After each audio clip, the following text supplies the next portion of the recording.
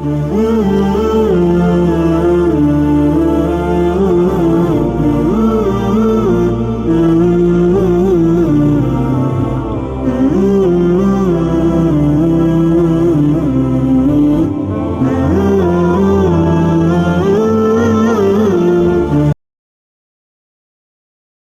ایھا الذین آمنوا اے ایمان والو لا تقربوا الصلاۃ نزدیک نہ جانا نماز کے وانتم سکارا درا حالے کہ تم نشے میں ہو.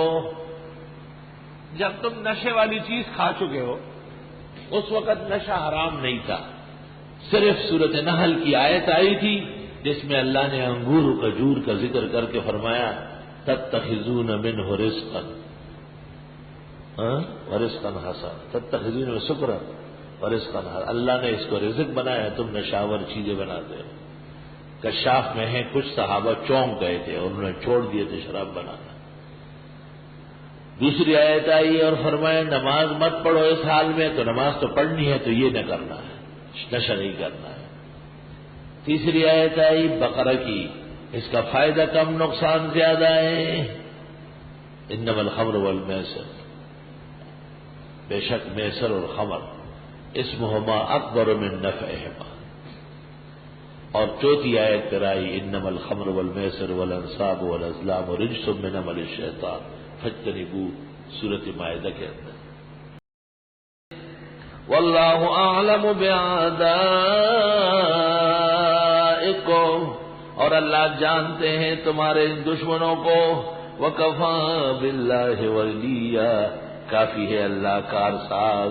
وکفی باللہ نصیرا, اور کافی ہے اللہ مددگار. بڑی زبردست آیت. دشمنوں سے تنگ آ کر, واقعی دشمن ہو, ایسا نہیں کہ جس سے بھی آپ ناراض ہو جاؤ وہ دشمن ہو.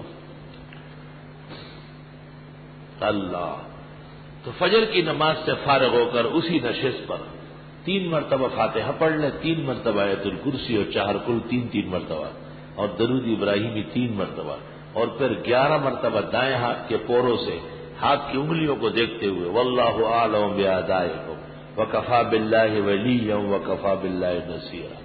اور پھر دعا کر لے کہ یا اللہ میرے اس دشمن کو ہدایت دے, سمجھ دے, مجھے اس سے چھڑا لے. اگر سیدھا نہ ہوا تو سیدھا زمین میں جائے گا. ہاں یہ غزوہ میدان. لیکن اتق اللہ ولا تفعل الا فیما, خبردار کہ بے موقع آپ نے عمل کیا.